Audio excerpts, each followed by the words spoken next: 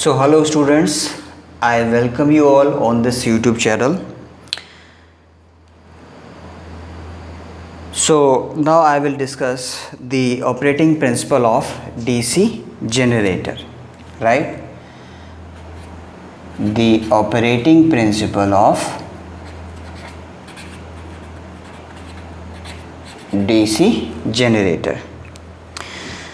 So first tell me what is the job of generator? The job of generator is to convert mechanical energy into electrical energy, right? Job of generator is to convert mechanical energy into electrical energy. So let me first draw the DC generator basic parts. So these are the field poles, right, that you are watching, right? So this is one field pole, this is another field pole, right? It is a part of the stator. They are fixed and not rotating. They are not rotating, right? So in between these field poles you have a rotating element which you call it as a rotor. So this circle basically represent the rotor, right? Now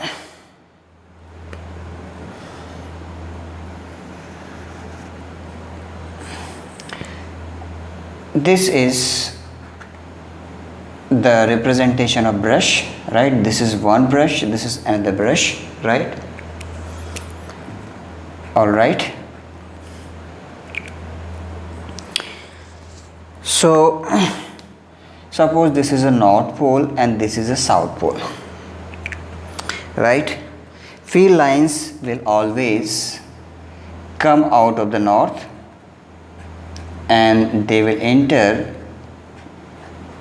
to the south pole, right? So these are the field lines coming out of the north and entering into south pole, right? Now this is just like a magnet, right? If you see a magnet, in a magnet field lines will always come out of the north and they will enter into the south pole, right? So the same is here, right? Now so in DC generator, first of all we will provide mechanical energy, right? This mechanical energy will be provided in form of rotation, right? And the prime mover will provide this rotation, initial rotation to the rotor, right? So suppose initially you rotate the rotor with the help of prime mover in clockwise direction, right? So this G that you are watching, this G indicate the direction of rotation of rotor, and you have provided this rotation by the help of prime mover. So prime mover is the basic element that is used to provide the initial rotation, right? So as the name suggests, prime mover means any device which rotates first in order to rotate some another device, right? That particular device you can call it as a prime mover, right? So just like you see the example, have you driven any bicycle? See, if you drive any bicycle, then first of all you should rotate the pedals, right, by your legs. Then your pedals, once they will rotate, this pedal will connect it to gear and chain mechanism with the cycle wheels, with the bicycle wheels, right? So when you rotate these pedals by your legs, then this rotation will be transferred to this gear and chain mechanism, and then after that rotation, due to that rotation, your cycle wheel rotates. So in this example, your legs are acting like a prime mover, which initially rotates to rotate the wheel, bicycle wheel, right? So the prime mover, as the name suggests, is the device which initially rotates first in order to rotate some another device, right? So here prime mover is used to provide some initial rotation to this rotor. So this initial rotation is basically mechanical energy, right, that you provide with the help of prime mover. All right. So now you have rotated this rotor, suppose in clockwise direction. So this is indicated by this arrow, right? So what should be the direction of rotation? Can you tell me what is the direction of rotation? It is clockwise because you have rotated it in clockwise direction. So what should be the direction of mechanical torque? See, this is the rotor conductor, right? This is small circle. This indicate the rotor element, this rotor conductor, right? This is small one, right? So can you tell me what is the direction of mechanical torque on this rotor conductor? It is rotating in clockwise direction, so tangentially it is like this, right? This is like this. So mechanical torque, direction of mechanical torque on this particular rotor conductor is tangentially clockwise like this, right? So Tm means mechanical torque, or you can say it's a prime mover torque, right? Both are one and the same, right? Now so this rotor conductor is rotating in a stationary magnetic field produced by this field pole north and south, right? So now this is a rotor conductor which is rotating in the stationary magnetic field produced by the field pole. So definitely it will cut the field lines, right? So when it will cut the field lines, right, and then the induced EMF will be developed in this rotor conductor according to Faraday's law, right? So induced EMF will be developed on this rotor conductor. So first of all, our aim is to determine the direction of induced EMF on this particular rotor conductor. Our final aim is to determine the direction of electromagnetic torque on this rotor conductor, and for that, first of all, you should determine the direction of induced EMF first on this rotor conductor. So direction of induced EMF is determined by the Fleming's right hand rule. Fleming right hand rule. What is the statement of Fleming right hand rule? It says that if thumb shows the direction of motion, this is the direction of motion, right, in clockwise direction, and if first finger shows the direction of field lines, which is always from north to south, then your second finger will represent the direction of induced EMF or induced currents, right? So just apply the Fleming right hand rule. Apply the Fleming right hand rule, right? So this is my right hand, right? So remember all three fingers, including this thumb, they will be mutually perpendicular, right? They must be mutually perpendicular, right? That means the angle difference between these three will be 90 degree. So this is my right hand. I am going to apply Fleming right hand rule. So according to this, first finger, it must be from north to south. So first finger I should do like this, right, from north to south, right? I cannot do like this. I cannot do, because if I do like this, then this is opposite. Field lines cannot enter into north, so this is wrong. So that means you should do like this. Field line, they will always be from north to south. So this is my first finger, and now you will adjust your thumb. Thumb should be the direction of motion in the direction of mechanical torque, right? So this is the direction of mechanical torque, right, clockwise, tangentially, right? You cannot do like this. Thumb should not be like this. It is in the direction of motion, that means in the direction of mechanical torque, like this. So now tell me where my second finger is coming. It is coming away from the reader, right? It is coming away from me. it is going away from me, it is going away from me, that means it is cross, right? See, dot and cross is very simple. See, this can be easily understood by this arrow. If you see this arrow is going like this. If you see this arrow from back side, you will see this cross. This is a structure of an arrow, right? Have you seen any arrow? Arrow is like this.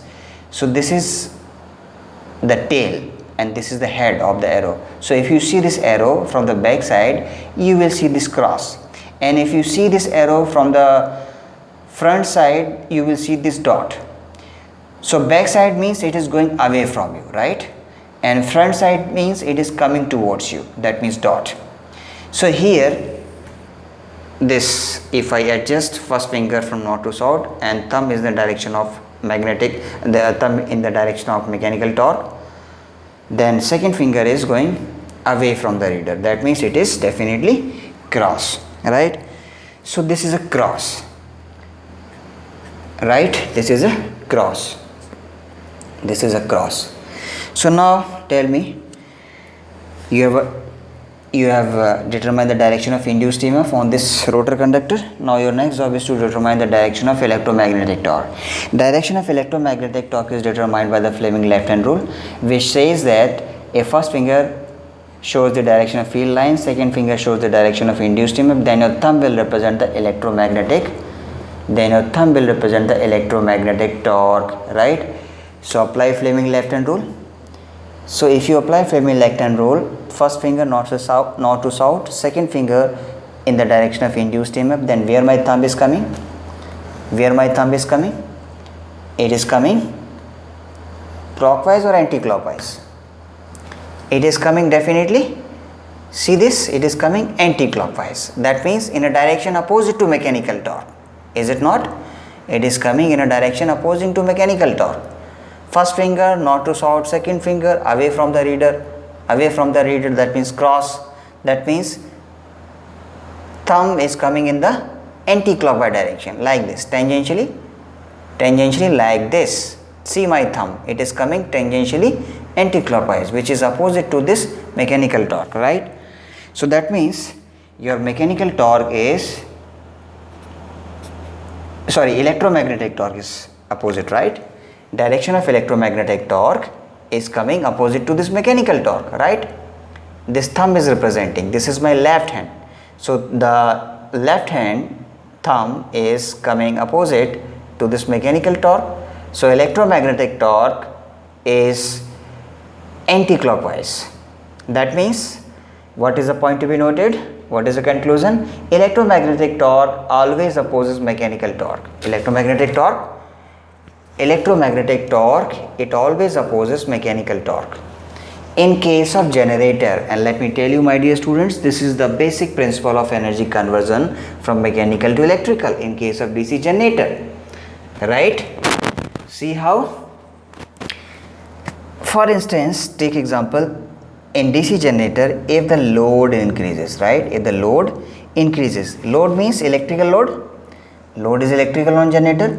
If the electrical load on the DC generator increases, right? Load means current, armature current, IA, right? So IA load is the load current. So if the load current increases, that means electrical load is increasing. That means TE, electromagnetic torque, is increasing. That means opposition to mechanical torque increases, right? Opposition to mechanical torque, TM, increases, right?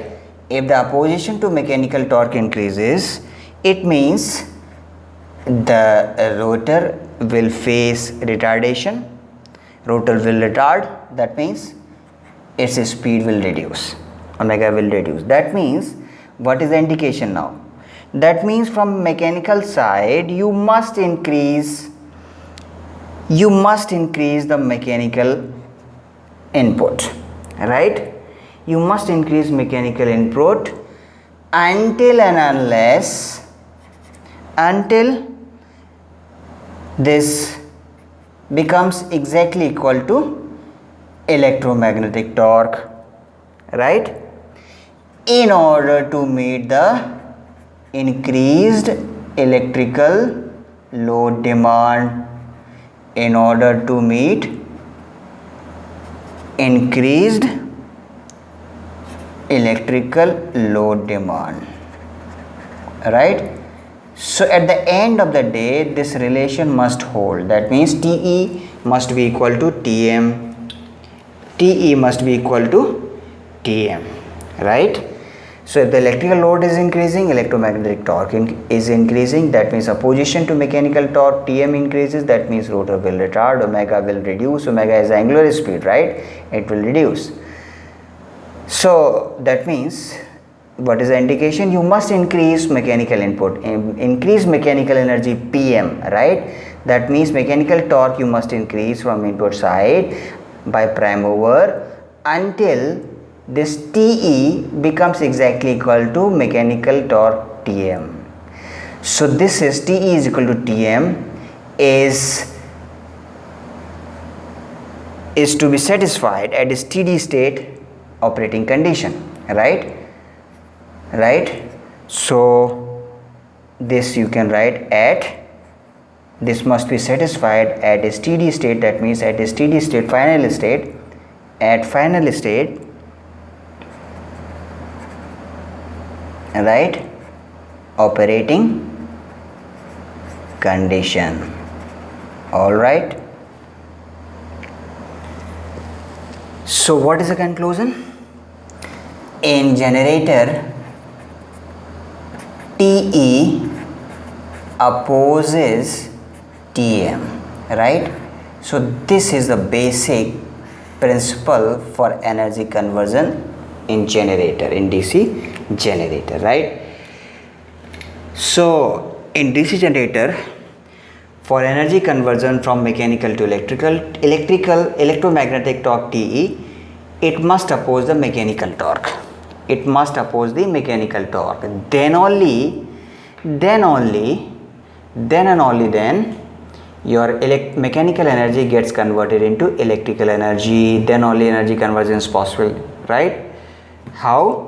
Because you see this mechanism, if electrical load is increasing, that means load current is increasing, that means electromagnetic torque is increasing, right? So electromagnetic torque and the armature current, they are directly related, right?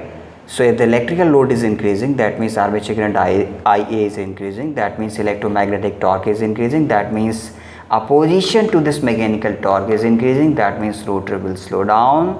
That means this is an indication that from input side you must increase the mechanical torque or mechanical power by the prime mover until and unless this becomes exactly equal to electromagnetic torque. So at the end of the day, TE must be equal to TM at a steady state operating condition, right?